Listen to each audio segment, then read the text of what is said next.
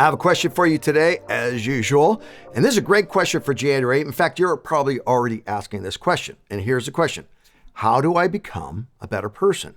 Sometimes we just ask it on a surface level. How do I lose weight? How do I get more finances saved? How do I get out of debt? And I want to tell you, none of those things are going to happen. I mean, if we just go after the rules that we should be doing, we will find ourselves like most people every single January. By the third week, we've quit. What if we went underneath that and said, what really changes me from the inside out?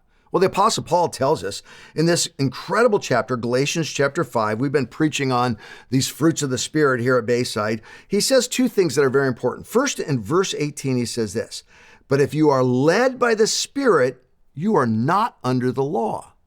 Out of context, that seems really unusual. Ezekiel says the law will never pass away. Jesus said, I'm not removing a dot or tittle of the law. How can we not be under the law? Well, listen to this, verse 22. The fruit of the Spirit, that's the Holy Spirit, that's God. The fruit of the Holy Spirit is love, joy, peace, forbearance, kindness, goodness, faithfulness, gentleness, and self-control. Joy and peace are produced only by the Spirit of God, my friend.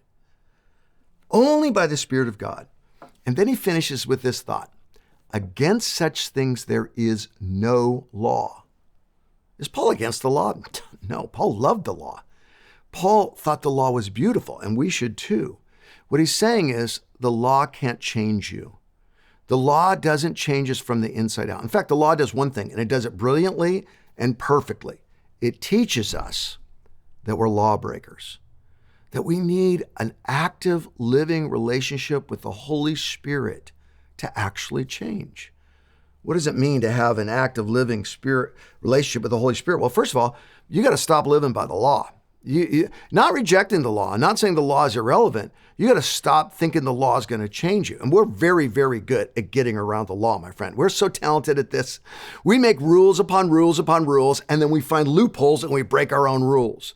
I heard the story of this 15-year-old teenager in Kentucky. She was trying to make macaroni and cheese. She's on her phone watching YouTube, and the macaroni and cheese literally lit on fire. The water boiled away. You got to work hard to light macaroni and cheese on fire. Mom comes in. It's a big commotion, and mom says, listen, I'm taking your phone away. You've got a new rule in your life. No getting on the internet on your phone. It's too distracting. Well, the first day, this 15-year-old went nuts, like many of us would if we lost our phone. Then the second day got even worse. So by the third day, she figured out the loophole to get around the law. Her mom had said, you're not allowed to go onto YouTube on your phone. So she found a different way to get onto YouTube. And that was through their smart refrigerator in the kitchen. That's right. They had one of these internet-connected refrigerators, and you could actually get on a browser there. So she started tweeting and Instagramming and TikToking, and she's like, I'm following the law. Was she really?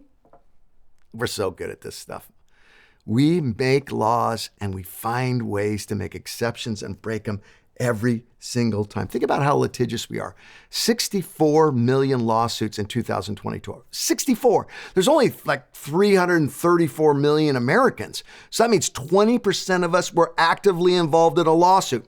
What's a lawsuit? It's when I say, I know the laws better than you, and you're violating the laws. And the other person says, I'm not violating the laws. You're violating the laws. And we do this. And the only one that gets a little bit wealthier is the lawyers out there. My friend, the first step to living a life of the Spirit, to seeing the fruits of the Spirit, that joy, that peace, that patience, that gentleness and kindness, is you got to stop thinking your rules and laws will change you. They're great for teaching you. You need something else. And what is that something else? Well, it's the living, dynamic relationship with the Holy Spirit. Today, would you just take a moment and say, Holy Spirit, not just in this morning while I'm watching this refuel, but throughout my whole day, throughout my whole week, in this whole year, let me be nearer to you. As I draw to you, would you draw to me? And let me hear your voice as I walk through this life trying to serve you.